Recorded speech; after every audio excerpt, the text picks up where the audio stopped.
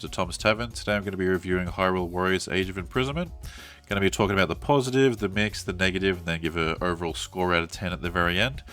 I'm a massive Zelda fan, if you can't tell by all my amiibos up there from some of my favourite Zelda games. Yeah, I thought I'd talk about it. Obviously, again, picked it up for the Switch 2.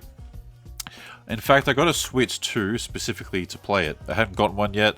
No game really drove me to buy one, but I'm like, listen, I'm a massive Zelda fan, and this game being the last one from the Breath of the Wild saga, I'm like, obviously I'm going to get it to sort of, close it out. And the fact that they were saying this was a fully canon story, unlike Age of Calamity, which is the previous Hyrule Warriors game, more connected to Breath of the Wild, whereas this one's more connected to Tears of the Kingdom. I was like, sure, I'm anticipating that and I'm excited for it. So I had pretty high expectations going into it. I was a bit annoyed that this didn't have a Switch 1 version. I would have gotten that and just suffered the sort of lower frame rate and everything. But either way, let's get into my review. Also, spoilers for the game. I'm not going to talk overly in depth about things, but I will talk about some things. So speaking about the positives, so I really enjoyed the Knight construct, that being the stand-in for Link for this game. And being directly connected to the Master Sword I thought was really cool. So, if you look at it, it's kind of more so Fi, or Fi, however you want to pronounce it, from Skyward Sword, being the spirit of the Master Sword. I thought that was really cool. I liked how, they didn't talk. All their movements and their design and all that I thought was really cool. So I really enjoyed every scene that they were in. I thought it was very interesting how they could transform into a jet and fly around, but I'll talk more about that later. But I thought that was cool, and the reason why they don't tell that in the tales, I'm like, yeah, right, that's kind of understandable enough, to still make it canon and everything. So yeah, I thought he was cool, and I thought it was cool to get just some more depth and history of the world and the characters. This table of champions slash I don't know, I can't remember if they're called sages or champions in this one. But they're cool. I liked Artie in particular. I thought she was pretty cool, and she was fun to play as well. But yeah, so that was cool just to get a bit more of them, and and find out a bit more about Sonia and Rauru and all that. So that was cool. I enjoyed them. Not the most in-depth characters of all time or anything like that, but we got a bit more, so that was cool to see. And I enjoyed Zelda's scenes where she was I don't know, she felt very in her personality and grown up, she was very positive and cheery, almost a bit cheeky at times, but very still mature, and had that sort of wisdom and will to do good and encourage those around her. So I really enjoyed her in the game. And I really enjoyed the team up abilities. That was really cool. When they put their hands together and have their own cool abilities. That was really cool. I really enjoyed a lot of that. And a lot of the animations, were really cool during the fighting. Obviously that's a lot of what you're doing because this is a hack and slash game, which isn't my favorite kind of game. And, it's not fully a Zelda game, obviously, because it is very different and more simplified and very different gameplay. But, I enjoyed that enough, definitely. And I thought the ending of the game was very emotional with the tree stuff, if you know. And with Sonia and all that, and I thought the climax fight was pretty cool. I enjoyed that. It was pretty suspenseful, so I thought they stuck the landing well enough for the ending, definitely, and connecting it to Tears of the Kingdom and all that. And just back to Zelda, I really enjoyed her dialogue, in particular with Lenalia. I thought she was a really cool new original character. She's so cute and very charming and funny, but she's also very useful with what she does with the murals later. And I don't know, I thought she was just a nice breath of fresh air and a bit more of a traditional feeling Zelda character. I really enjoyed her. So yeah, that was very cool. And yeah, so that's mainly it for my positives. Now moving on to the mixed. So all this, I'm I'm in the middle on whether I sort of like it or not, obviously, which is why it's in the mixed section. So the visuals for the game, although it's 60 FPS now, because it is Switch 2 specific and higher resolution and all that, it did feel a bit lacking, just because I'm we've seen these graphics many times before in 3 different games now. Most times we see the same Hyrule maybe twice, but that's pretty rare. All Zelda games are very different. Even the first Hyrule Warriors was a completely different sort of scenario. But this, I'm listen, we've been in this Hyrule 4 different times now, and the graphics look practically the same as Breath of the Wild, I know some things are a little bit different, because especially if you compare it to the Wii U version, but excluding frame rate and that, I'm listen, the graphics just, I don't know, they're not that impressive to me anymore. for like a brand new Switch 2 specific game. But it still like looks nice enough because, you know, it is a timeless thing. It just didn't impress me. And it did feel like it actually wasn't as good looking as Tears of the Kingdom to me with a bunch of things. Mainly just like the world, obviously, because it's focusing on like, you know, so many characters and all that. So it was very competent with the graphics, but it didn't like impress me. So that's why it's in the mixed section. And I also thought a mixed element for me, this being canon. So, you know, a lot of people complained about Age of Calamity being, you know, not canon because the champions, you know, time traveled and saved them and all that kind of stuff. So I do understand the frustration there, but I thought that was hype, and I really enjoyed that in the game. You know, because it's obviously a fanfic, sort of fanfiction feeling thing. But if you look at the first Hyrule Warriors game, I'm like, that's just fully fanfiction, because, you know, that doesn't happen in the main timeline. That's just a fanfic, you know, bloody all these worlds colliding, right? So I thought it was cool, and I wanted to see, I really enjoyed the character interactions, you know. I understand why people were annoyed, but I'm like, well, it's canon in the sense that this is how the characters would act, and it did give a little bit of insight of like, well, you can still believe that kind of happened to some extent. So, you know, I don't think it's a complete write-off, but I do understand the, you know, the criticism of that. But I feel this being fully canon, I'm like, you know, they had less room to be fun, and were restricted by it being canon. Like, you know, like not doing certain things or certain story things because they were restricted. So that's why I'm like, I'm mixed, because I'm like, it is cool that it is fully canon. So it's like, oh yeah, you can, you know, it's fully, yep, this all happened. But it's also like, nothing overly awesome or interesting, in my opinion, really happened that, you know, warranted this game being fully canon. You know, it just, nothing overly impressed me in that regard.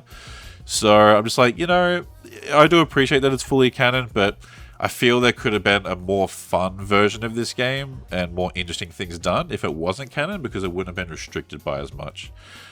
Maybe there's a version where this was even better written in a canon sense and just, you know, had more interesting things. They probably could have done that, but I don't think that was present. And although we get to see Hyrule, but it's like, oh yeah, you know, thousands of years ago and all that, we didn't really get to explore it too well with like the settings that it threw us in. So that was a bit of a missed opportunity there. You know, like it was a little bit different, but, you know, that's why I'm like, yeah, again, it's like mixed, because it's like, you know, it feels like a little bit of a different Hyrule, and especially in some cutscenes, but not overly so. So a little bit of a missed opportunity there, but, you know, it was, you know, kind of cool to see a couple spots that were a little different. And then the last mixed thing was there wasn't much deviation outside of missions. Now, I understand this is a Hyrule Warriors game, you know, hack and slash and all that, but the trailers showed you walking around as Zelda in a couple levels, and you do at the very start of the game, you know, when you're walking with the flashlight and you're walking with Rauru and Sonia. And I'm just like, oh, cool, are we going to get more missions where it's like, you know, they try and bring it down to a bit more of a Zelda level where you're walking around and sort of interacting with stuff. And I'm like, oh, like, it'd be cool if you could, like, sort of walk around a little bit of a hub of, you know, Hyrule Castle or something. And, yeah, that was just barely explored. So that felt a bit sort of misleading in the advertising. So it was cool to get to do a tiny bit of that. But, yeah, I don't know. I'm mixed just because, like, I wasn't, you know, fully expecting that for a Hyrule Warriors game, but it would have been nice. So I'm like, you know, I'm kind of in the middle about them doing that. But yeah, now moving on to the negative aspects of the game. Again, this is all obviously my opinion, not right or wrong. This is just my own thoughts. If you love the game, hate the game, cool, whatever, as long as you're respectful. But the negatives for this game, so the characters and story overall, for me, felt very standard and lacked depth. All the characters, I don't know, there wasn't too much intrigue. There was definitely some where it's like, oh yeah, there's a little bit of a layer with, you know, the Zora person. I'm already forgetting their name. They weren't too memorable. The fact that I'm barely remembering half their names is, the, you know, part of what I'm saying, right? I remember Artie's name because she was like a little bit more interesting with, you know, sort of being betrayed in her honor and all that.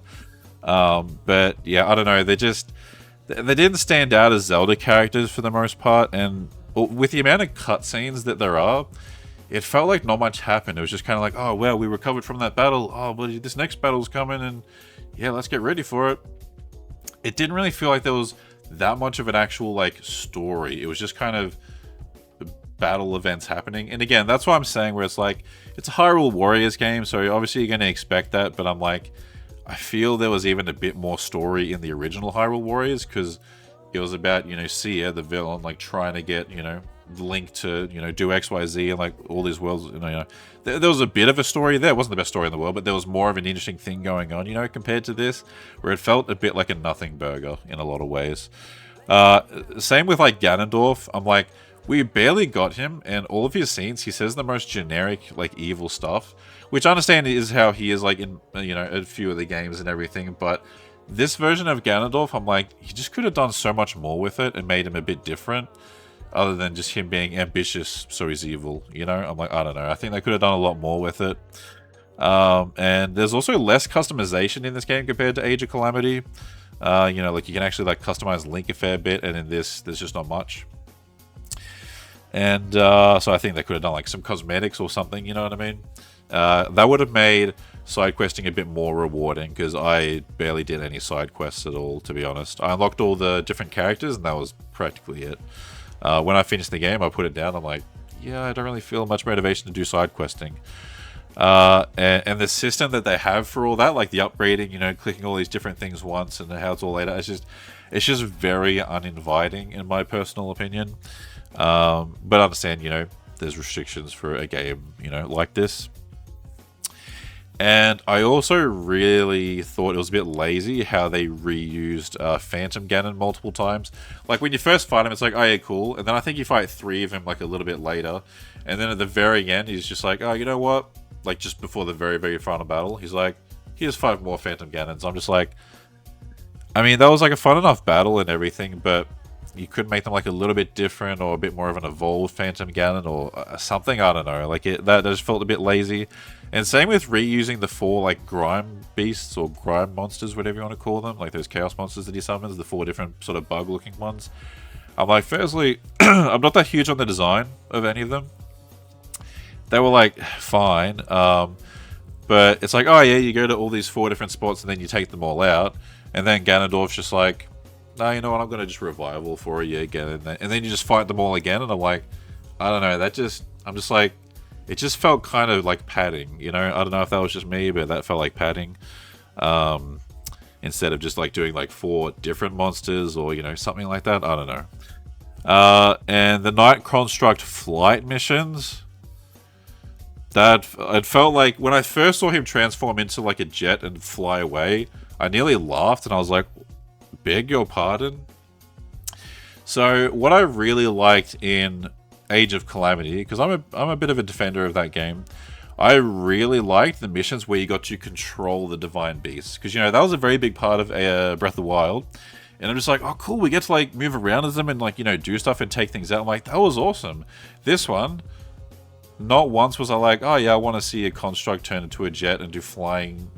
It felt like Chicken Invaders, like that old game. I'm like, huh?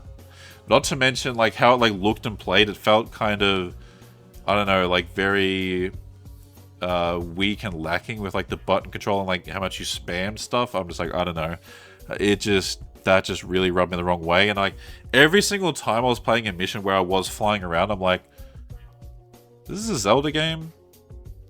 Like, I'm having flashbacks to, like, playing, like, Ocarina of Time and all that. And again, I know this isn't, like, a full-on Zelda game, so obviously it's not the exact same. But I'm just like, this doesn't feel Zelda-like at all, what I'm doing right now. I don't know, it just did not jive with me. It felt a bit too far detached. And yeah, just no motivation for side questing. But all of this is honestly just me being a bit tired of the Hyrule Warriors formula. So it's not overly fair to say to this game directly. So, that's why I'm, like, not being too critical with a couple of these things. But I'm like, I'm just kind of done with Hyrule Warriors stuff, honestly. Like, the first game was fine enough. None of them are really too replayable for me. But I'm like, yeah, I'm just kind of exhausted, especially with this same Hyrule. I'm like, you were fine enough, but that's kind of enough for me, you know what I mean? So overall, I'm glad the game exists. It looks good and it's competent. Although being canon and adding more depth to Hyrule and everything, it didn't really add enough for me. And, it felt like a bit of a missed opportunity and pretty basic with practically everything. But again, it was fun enough, but just not really for me anymore. And yeah, so especially considering the price of the game and me having to buy a Switch 2 for it specifically, I'm like, it did not make me feel overly justified in that purchase. So again, a little bit of like unfairness towards the game, but I'm like, it definitely didn't help, you know. But that's just me. So overall, again, I know I talked a fair amount about the mixed and negative, but honestly, I did have a fun enough time with it. I did enjoy it. I just have more issues with this and criticisms compared to a lot of other installments. So I would give this a 6 out of 10. So I am positive on it. 6 might seem low, but I'm like, 5 is like dead on average, obviously. So it's like, you know, don't feel either which way.